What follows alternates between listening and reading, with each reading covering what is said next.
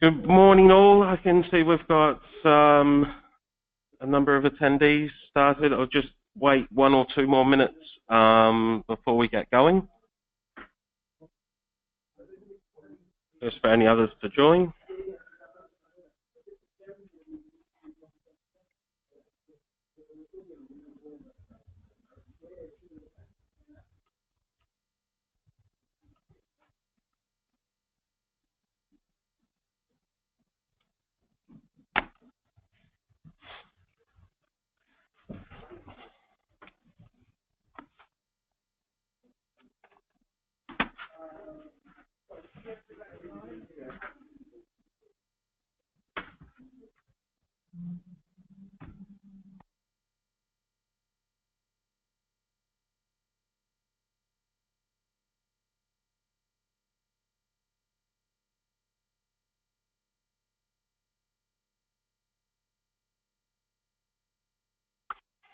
Okay, so we're a couple of minutes past 11, or 10 for me, but so I think we'll make a start. So thank you for those who have joined, taking the time to join us this morning. Sorry, Richard, you need to start the presentation with the play button because the audience can't see the screen, apparently. Okay, apologies.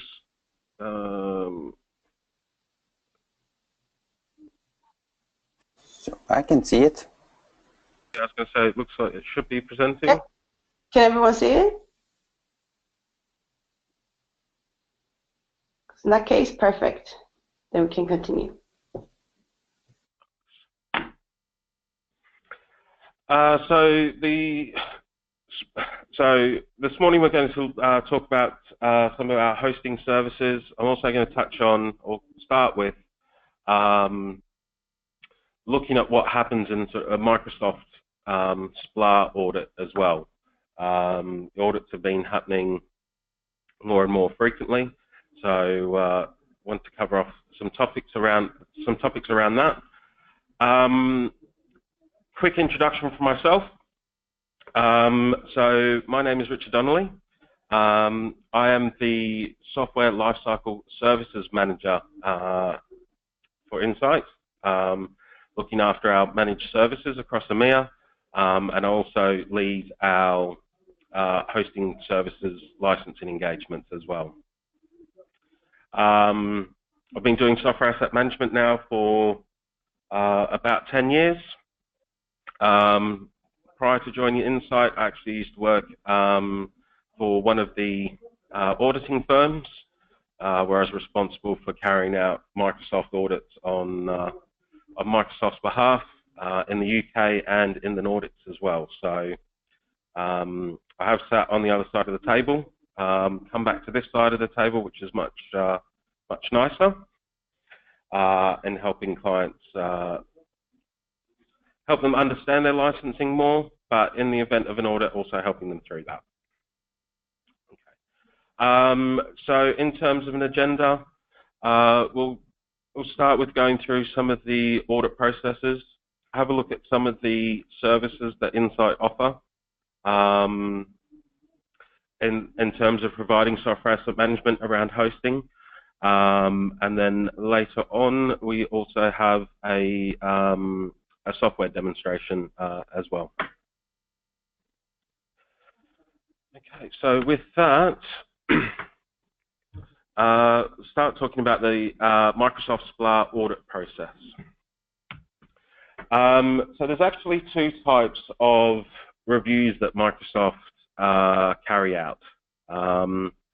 Hopefully no one on the call has been through an audit, but they are becoming more and more frequent. Microsoft has moved away from doing sort of traditional environments, and around hosting and SPLA environments become much more of a focus for them. So the first type of audit is the formal audit that is actually initiated by Microsoft in Ireland, so Microsoft European Operations. And these are generally led by one of the big 4 auditing firms, so KPMG, PwC, Deloitte, and EY. Their objectives is in terms to look at your do a point-in-time analysis. So look at what you're currently reporting under your supplier agreement versus what you should be declaring as how you've got it deployed now. But you'll also find they'll do a historical review as well. So this is generally a minimum period of 2 years, but they also can potentially look back to the beginning of your agreements. So the most recent engagements I've been working on, one was for 3 years and another one was for 4. The largest look back period I've seen is 6 years. They also, as part of that review, also look at contract compliance. So not only are you declaring the right numbers in terms of licensing, but are you actually following what's required from a contract point of view? So this includes things like license mobility forms. Are you declaring customers separately where they generate revenue over $1,000 US a month, and any sort of other paperwork that goes alongside that. There's a point down the bottom that says it may also include license mobility checks. That's not so much of an option now. They will include license mobility checks. So this is looking at if you're providing infrastructure as a service and your end customers are bringing their own licensing, they will do checks to see what types of products they're bringing across. Are they actually eligible for license mobility? And whether they've actually been declared.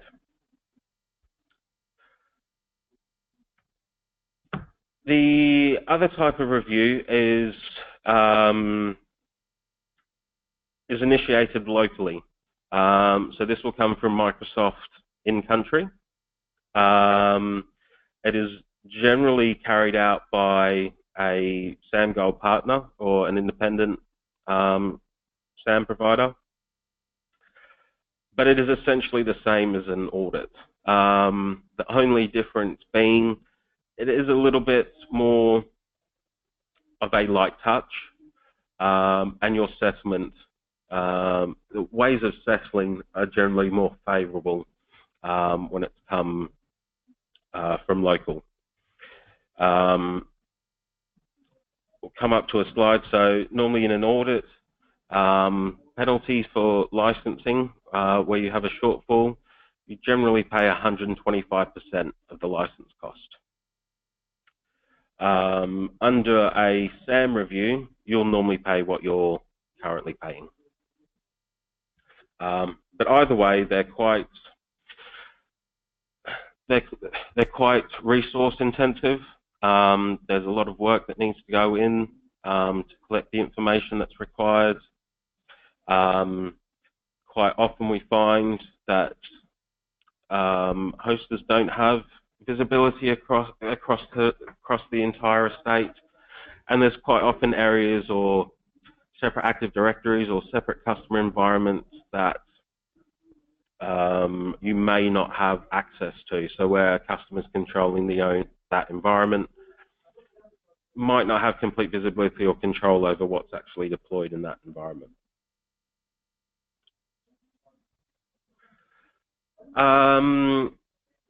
So a couple of notes around some of the agreements. So in your MBSA, there is a point around verifying compliance. You probably noticed that in section A, where there's a license shortage of 5% or more, Microsoft will not undertake another verification of the same entity for at least 1 year. That's normally the case in any regard. Normally, once you've been audited, normally at least be a year, and normally on a 3-year cycle. But probably a point to note around the 5%. if you are audited and found your licensing is greater than 5% shortfall, you're also liable to pay the auditor's fees as well, which can be expensive. Also a section around remedies for non-compliance. So once the audit is finished and everything's agreed, you normally have 30 days to remediate anything that was short. Around the monthly usage reports, this sometimes doesn't happen, but there is a clause in there under your supplier agreement that says any end user that generates revenue of more than $1,000 per month to Microsoft needs to be declared separately. So there should be an end user name and address for each of those. Also, there's a section there around invoices and unlicensed use. So this section actually says customers should pay 115% per the unit price of any unpaid licenses. That's actually now 125%, so it has gone up. So again, that's a significant amount on top of any licensing that you're already paying for.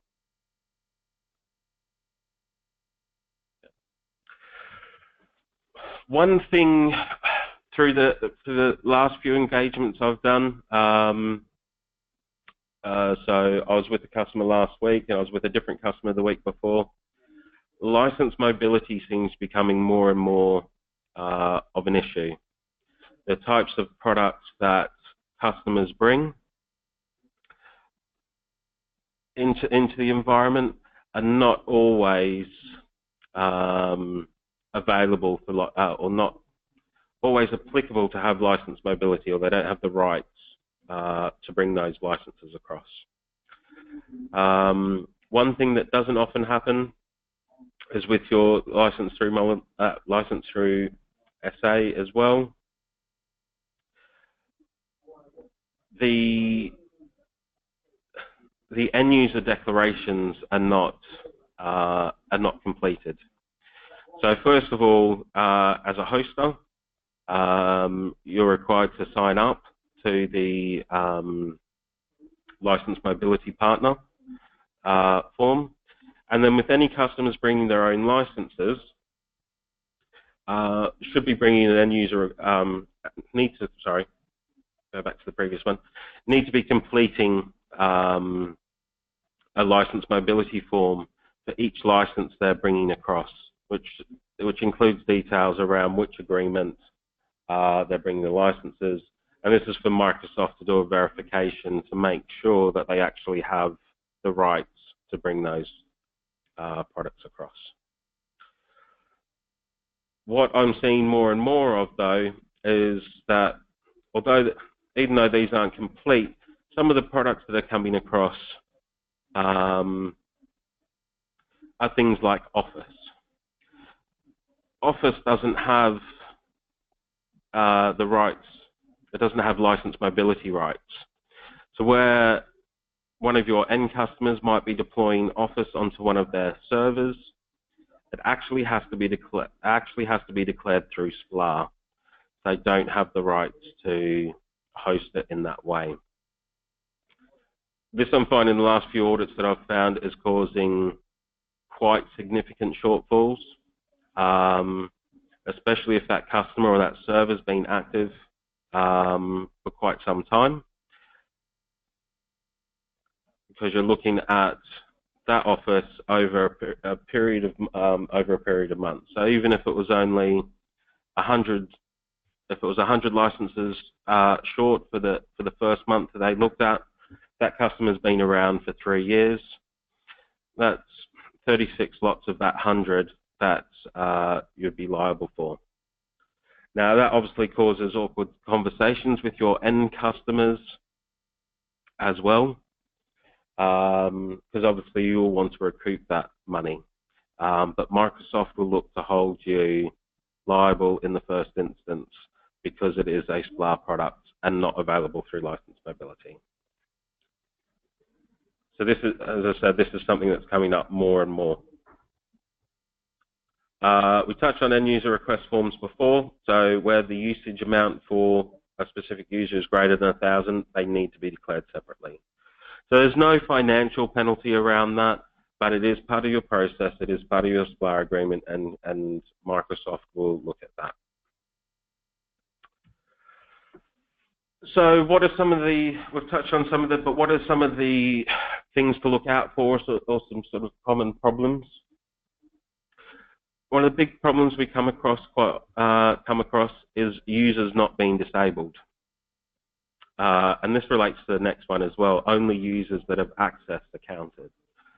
So where sale licensing is used, RDS and Office being the big ones, you're required to license all those users that have access to that system, not the users that have accessed.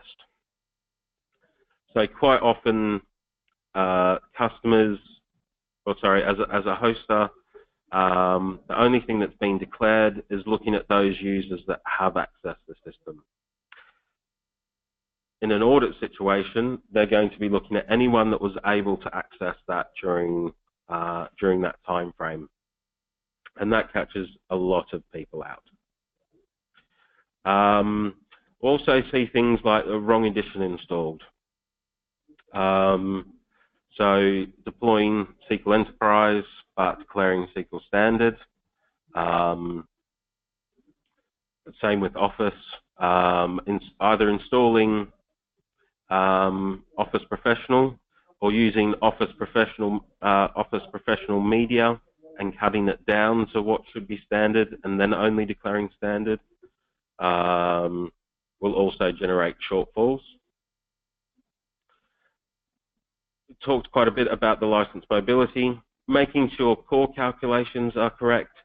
So where you don't have visibility over your estate and how something's installed,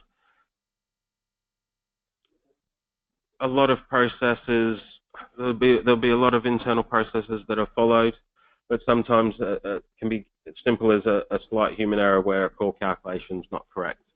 So you may have thought that a SQL server was installed with only 4 cores, but it might have access to 8. So automatically you're missing half of what your license requirement is. And then something else that we see, which is probably not as common, but Windows Server not always being declared as well. A strange one, but it does happen.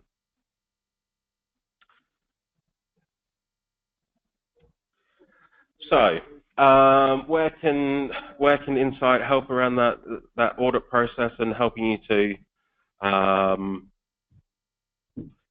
get a bit more control over your environment? So one of the first services we offer around hosting and SPLA is what we call a baseline service. So this is a point in time review against what you're currently declaring to what you've actually got out there and should be declaring. It's also a review around what your current monthly reporting process is. So the benefits around here is getting that clear understanding, or getting that clear visibility of what's actually out there, giving you that clear understanding of what you're currently deploying versus what you're declaring, looking at any sort of gaps that may exist in your reporting process. So it may be something that you're looking at contract information, or there may be gaps in some of the processes where you're onboarding customers, where you're doing any sort of change control. And alongside that, we look to providing sort of risk and recommendations for around that process of improvement. So what does best practice look like, what you're currently doing now, ways that we can mitigate that to ensure that process is smoother. And then obviously there's the opportunity to try and mitigate some of those products in use versus deployed. So where potentially you've got wrong additions and things like that, identifying them before you get to that audit process or that review process, so everything's in order. One of the other engagements we do is a risk assessment or what we call a health check as well. So this is a fairly small engagement that we can do, generally 2 to 3 days, depending on the sort of the size of the environment or the processes in place. It's a mixture of on-site and off-site work. But here we're looking at the reporting process again.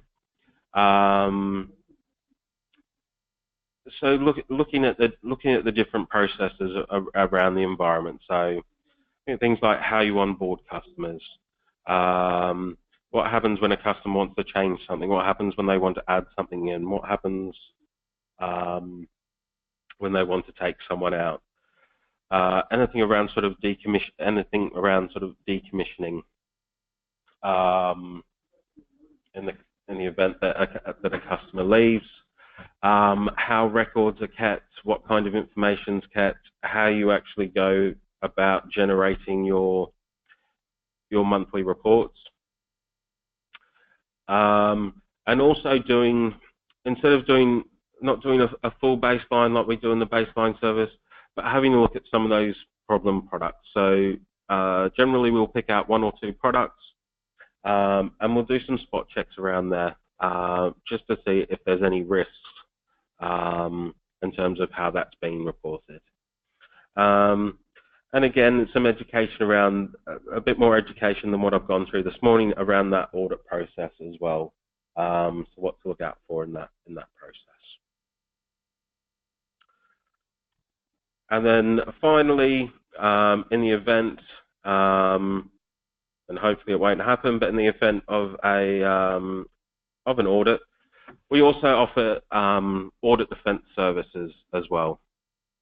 So we have a number of people that have either worked for the vendor or worked for the Big Four and understanding that audit process. So we do provide audit defense services. We have 2 different approaches we take on this. The first one is Insight leading this on your behalf. So this is where we can come in, act as one of your contractors, as it were, and be that buffer between yourselves and the auditor and Microsoft, making sure that any sort of risk is minimized in terms of what data is being shared, but also being able to raise challenges around what the results are, what they're looking for, what time frames they're looking for.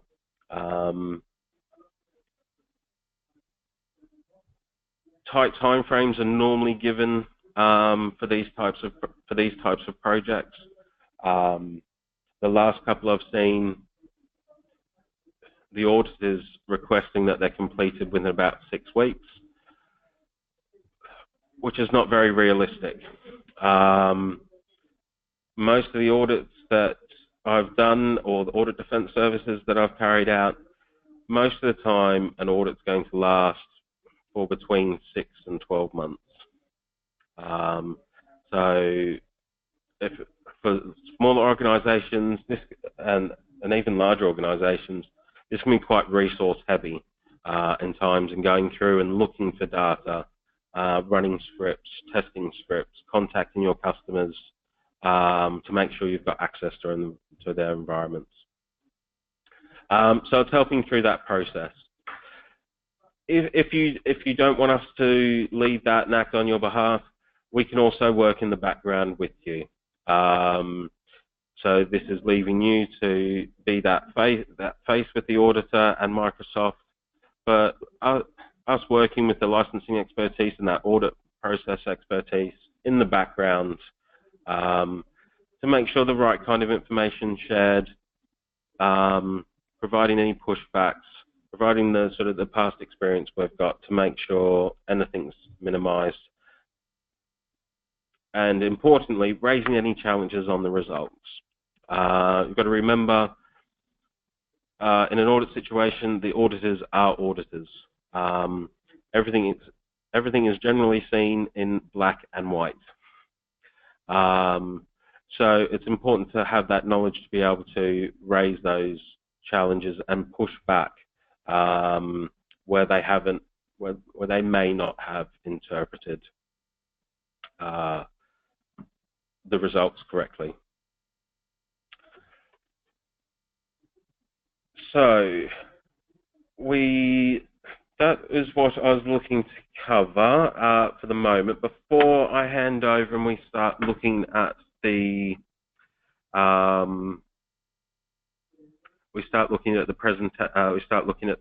presentation.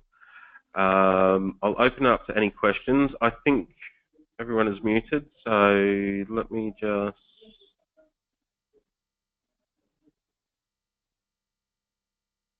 Hannah, do you know how to unmute everyone just so we can open up to any questions?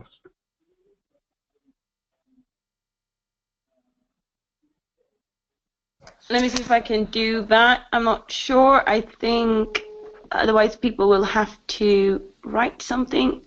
Give me a second. Yep, free to write.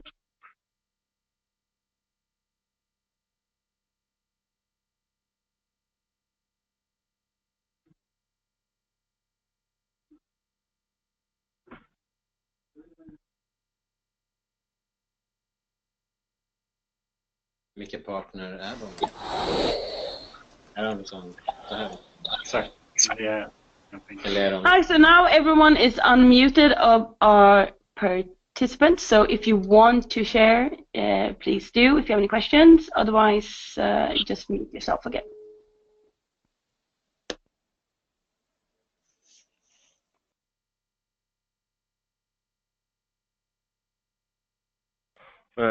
Any questions at all from anyone about the audit process, anything about the services that Insight can offer?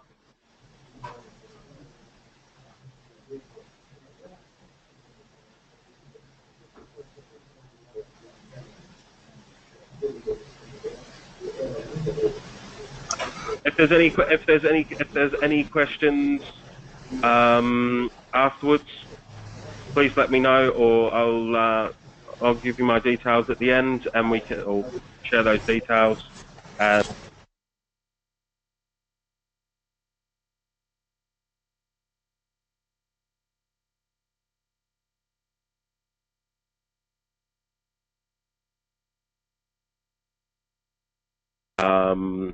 Okay, with that, I shall hand over.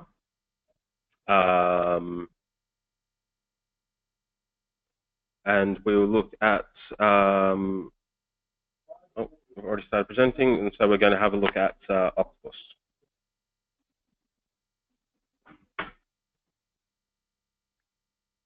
Okay, I hope everybody can see the slide now.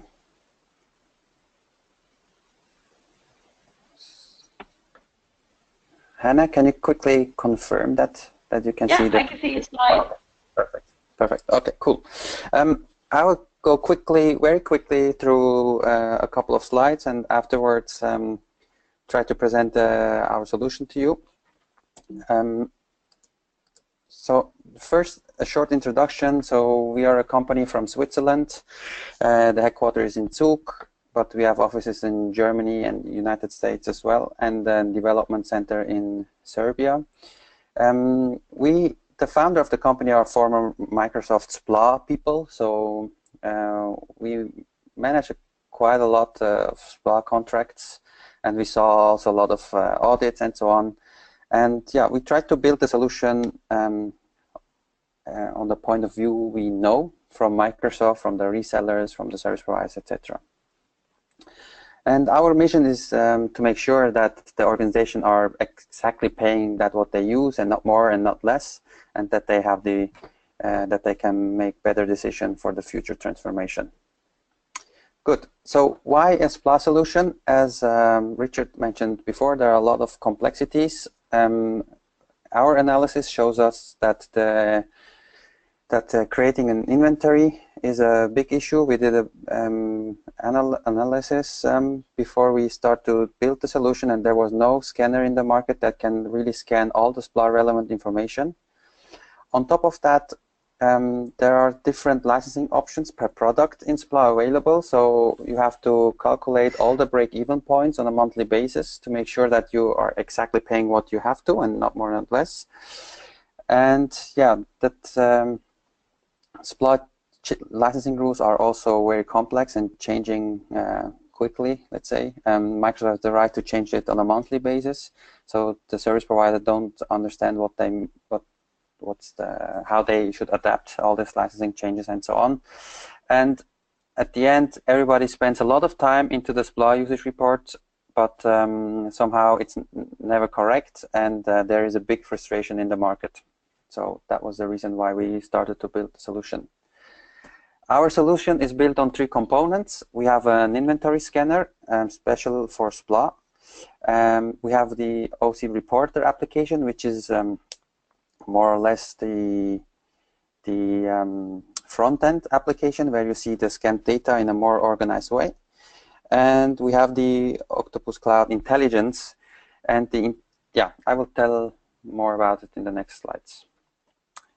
But first, the scanner. The scanner is really designed to act agentless. That means we try to connect from a central point remotely to the hypervisors and to the virtual machines and scan everything remotely.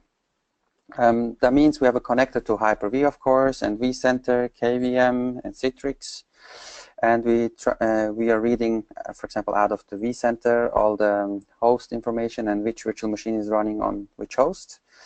Afterwards, we are connecting to the virtual machines and scan them itself. So through WMI, we find out all the CPUs and cores information. Then we read the registry and find out which application is installed on which application is installed.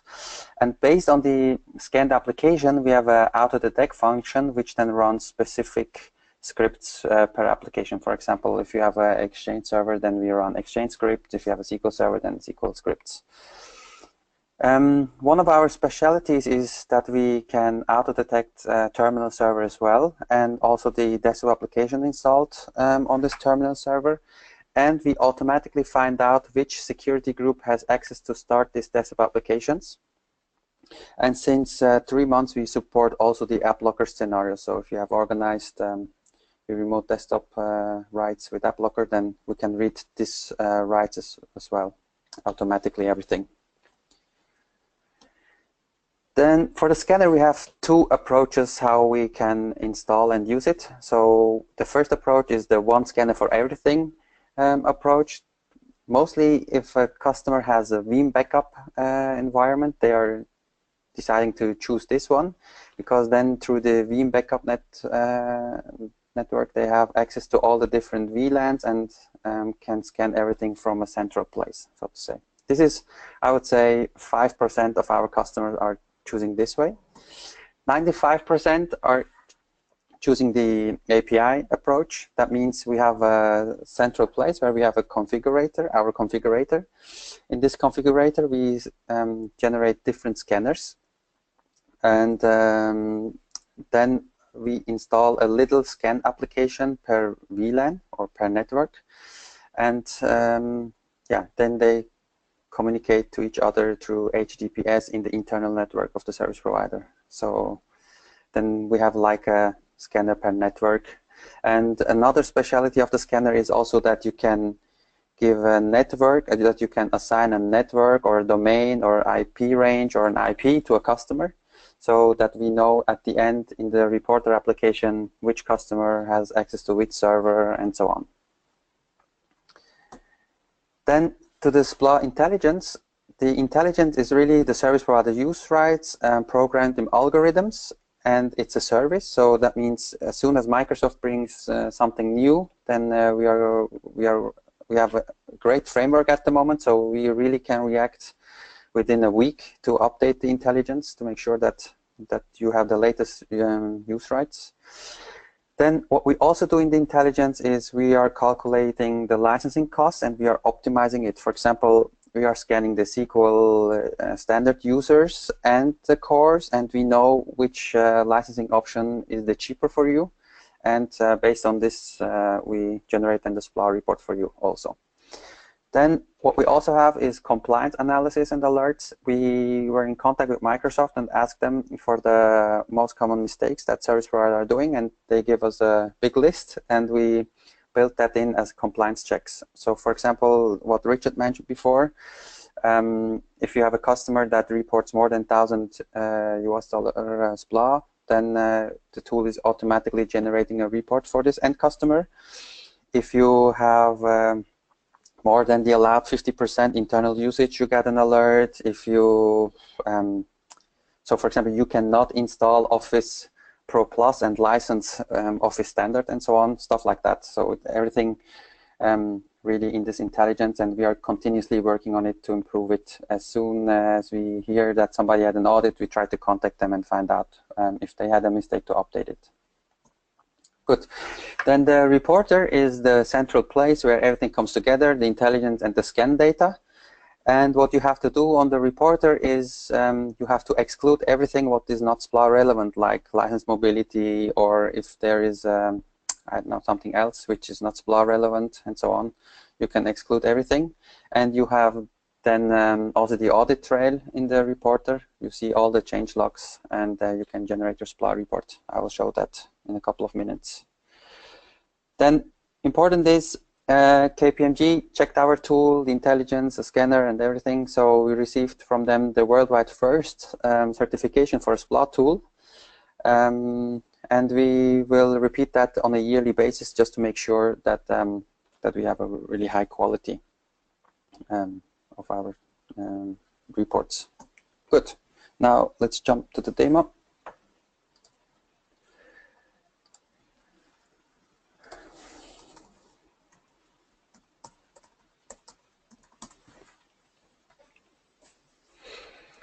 Okay, so after logging in, this is the screen you see. The first feature I would like to explain you is the workspace feature. Workspace is like an organization unit. If you have multiple data centers or multiple SPLA contracts, you can organize the data in workspaces. Then we have here the workspace settings. If I click on a workspace, we have the workspace ID. This is important for the scanner, that the scan data comes to the right place. Then a SPLA agreement tab where you have to enter your SPLA contract, and this is a very important section here, because based on the start date you will get the right licensing intelligence from us. For example, if you have an old agreement, then you can still license Windows Server with processor. If you have a new agreement, then only with core, for example. You can here also activate different price levels. Here it's corporate and academic, but if you have government or charity pricing as well, you can activate that. And here on the purchase price, here is the price of Insight, or what you are paying Insight. And you don't have to fill everything out here. It's just the tool is asking you for the prices you need for the break-even calculations and so on. Good. Then per workspace, we have this left navigation here. Let's start with infrastructure. On the infrastructure, we have data center tab, where you can see, for example, this here is a physical data center. If it would be a virtual one, then it would be activated here. All the information which you are seeing now is coming from the scanner. So you can also see the cluster, the host, and the VMs on this data center. Let's go in a virtual machine, because we have more information here. So on a VM, you know on which host it is actually during the scan time. Then if dynamic resource scheduling is activated, if yes, in which range you can move. Then the role, for example, if it's a domain control, terminal server, number of CPUs, cores, and so on. And what you also can do is you can exclude this virtual machine if you want. You can say, yes, I would like to exclude it, and the reason for it is something. You can choose here. Then on the software tab, you see the installed application on this virtual machine, and this is also important. We try to be a SPLA focused tool. So we are really excluding all the other applications which we found during the scan. So you will see here only the SPLA relevant applications. So therefore, here's just the Windows Server, and if you click on it, you can see the installation date of this Windows Server. You can add here an internal evaluation date and customer testing date, or you can also say, I installed this server today, but I would like to start licensing it from the 1st of December as an example. Or again, you can exclude here the server as well. So you can basically exclude all objects which we scan. Then on the customer tab, you see the customer 1 is using this virtual machine that was during the scan linked with the customer 1. I will go deeper into this customer view just in a second. So let's go here. Then on the customer tab, we have customer groups. Here you can give default values to a group. For example, you can say I have a group named academic. Let's make Euro, makes more sense. They have academic pricing in Euro. And the usage country is Netherlands. And so what you can do now is you can add a customer to these groups, then they will automatically get this default information. Then here the sales license catalog is, here you can enter your sales price per license. And what we can do at the end is compare your purchase price and the sale price and show you the difference between it if you are doing profit or loss. Because sometimes we've found out that service providers are going really low with the pricing to win the customer, and afterwards they increase the price, and sometimes they forget to increase the price. So we can really show if you are losing money with the licenses. Good. Then on the customer tab, you can of course link this customer to a group if you want. You can check mark if for example, if you are the customer 1, that if you check mark own use, then we will calculate the internal usage. You see on the tab user all the users of this customer, on the tab server all the server, and here again you can have an individual sale price license catalog if you want per customer. Then on the user tab, you see all the scanned information again, but more user oriented. For example, the source, this is very important. Sometimes it could be an Active Directory user, but sometimes it could be also a local user from SQL. You can read out the user from really database instance of SQL, or we can read out Windows local users. And you see then when this user was added, last time updated, and when his last login was, and his status. So if he is not disabled, then he will have the status active and always count in our SPLA report. That was also something that Richard mentioned in his presentation. Then on the tab software, we see all the application he is using. If you click, for example, on Exchange, you see really Exchange-specific information. You can say this is a Plus Edition user because we are not always able to scan client PCs, or he's a Self or SA user. Or let's say this is an account which is used, let's say, from a group of people. So you could enter here, for example, 10. Then this Exchange user will count as 10 user. Good. Then on the software tab, here we show only the software which we never scanned before. So for example, this WPT X64.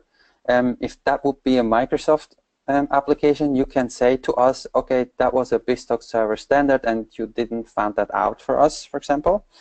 And you can also give a version to it and save it. As soon as you are doing this, we get a notification and we are checking this, if this is correct, what you have entered here. And if correct, then we approve it and update our software catalog so that all of our customers can profit out of it. So it's like a community software catalog contribution. And if you ignore it, then we get a notification as well, and we check that if this is really something that you can ignore or not. So, but during the last 10 to 20 projects, we never had something here, so that should be very, very actual.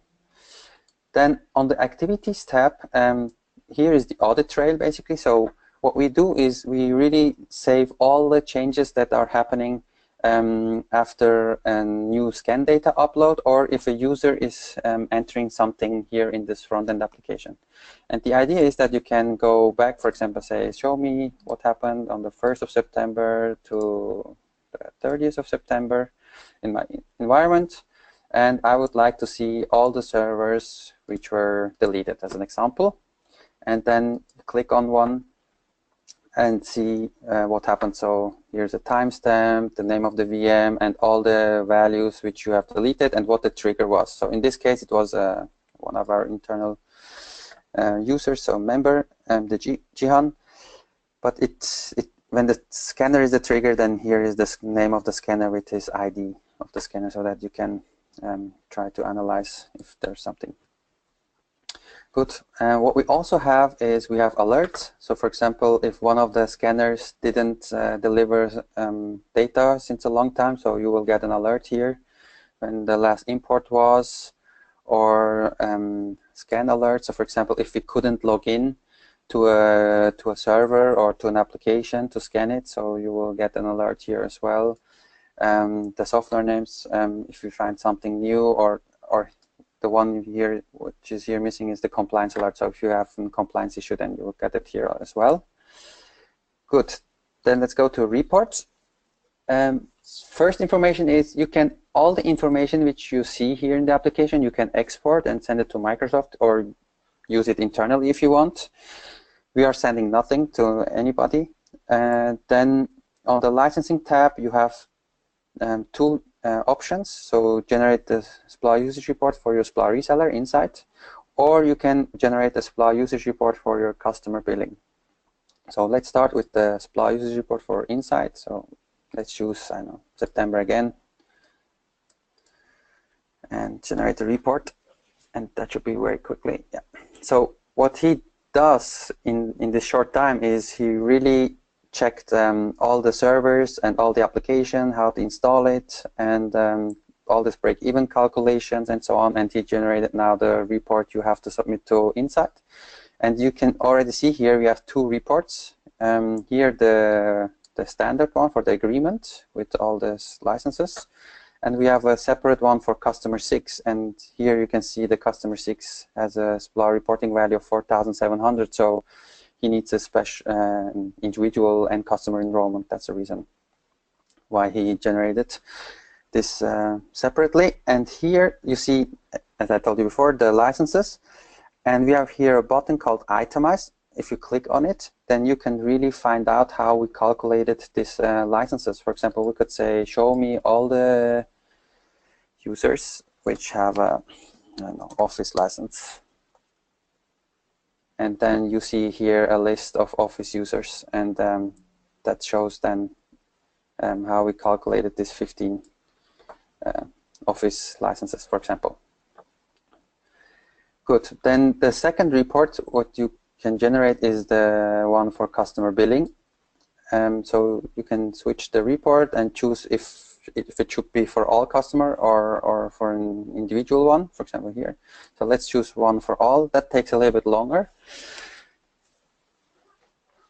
So maybe I can answer some questions in the meanwhile, if you have any.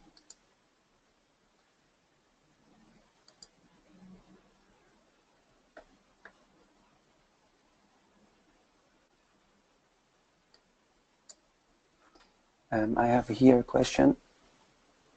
How would it work in a non-virtualized environment? Example is dedicated service which is hosted in separate VLANs. Is it possible to give a range of VLANs? Yes, this is possible. Or you can install also the scanner like an agent, because the scanner basically it's an portable executable, so you can put it anywhere you want, and yeah, it's possible to give a range of VLANs. I hope I could answer the question. If it's more technical, then we can after the call also arrange technical consulting with you.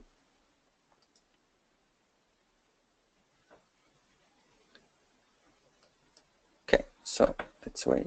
So we finish now, I hope.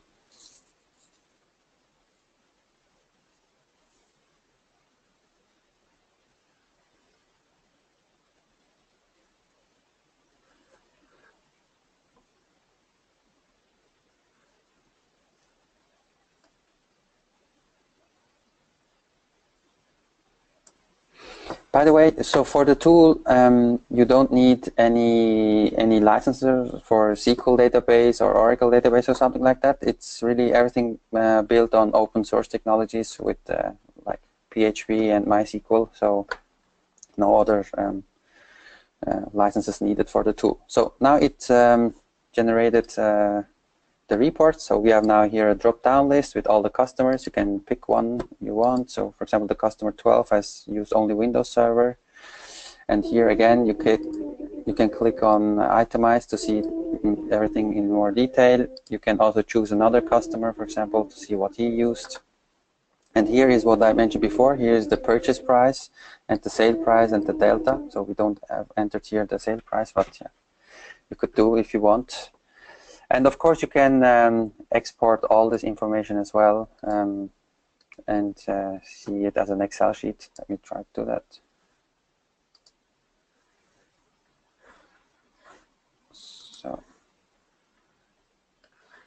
So here, then you have a Excel sheet where you have all the customers listed and the licenses they used.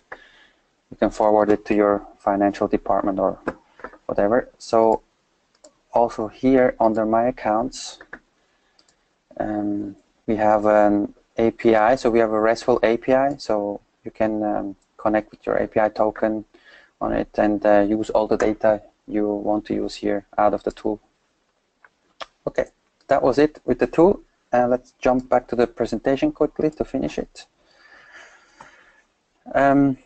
Yeah, so with our product, we really try to track all everything what was added, updated, deleted, and what belongs to which organization or to your end customers. Then we calculate the SPLA usage report for you, the end customer billing reports, and everything based on the latest and licensing rights, which you have to right to use.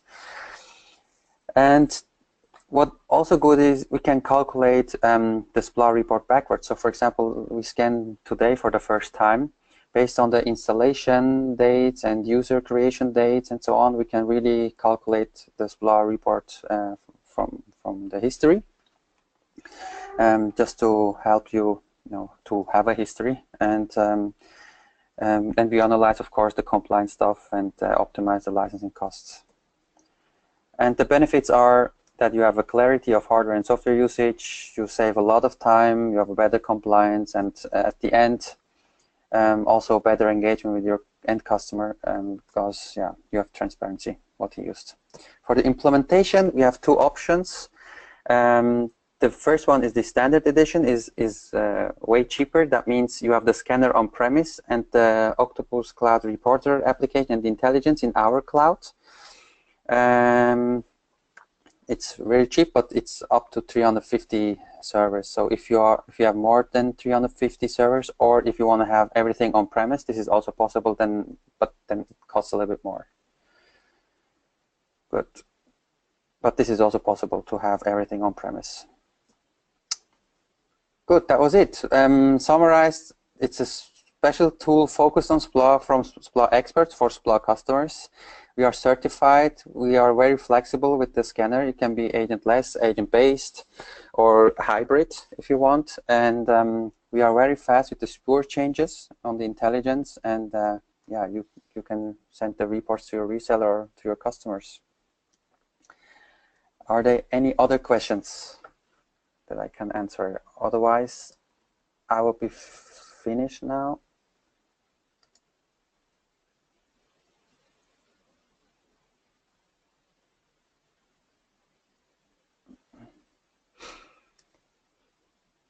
Yeah, maybe also feedback. Do you like the tool, or do you think it's useless, or do you miss something as a feature? Just please let us know so that we can improve it. And if you would like to get a quote or so, then I think the Insight people are the right persons for you to contact.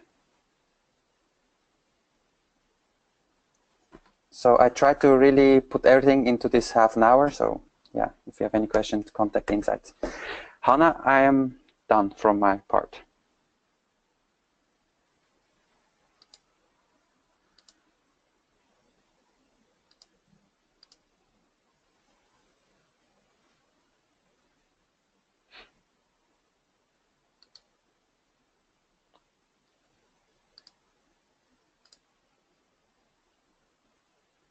Mm. Sorry, might have lost Hannah for a second. So I hope everyone enjoyed it. I just wanted to touch on something quickly before we finish up, just in regard to the tooling there. Is the fact that it's tracking all those changes. So part of the supplier agreement is that you should be keeping track of any changes and details. To mention with the audits, because there's an historical view, it's important to keep track of those changes to provide evidence. The general view is that they will take the earliest date possible. So if you've had a server, a Windows server in place for 3 years, you installed SQL Server last month, if they can't evidence that, they will presume that SQL Server has been there since the machine was built, unless it's shown somewhere in the contract information or somewhere else. So I think having a tool like Octopus where it's tracking all those changes, it helps providing that evidence and giving that information back to an auditor as well, to mitigate some of the assumptions that will make during an audit. What I can add here, Richard, is also that the user of the application is not able to delete these activities from our tool, and that's the reason why KPMG and Deloitte, they accept the activity. So if they have an audit, then they would like to see the activities, the change log, and if you send a report out of it, so they accept it, or they check quickly in the tool if they send everything and so on. Thank you very much. Is there any final questions before we finish up?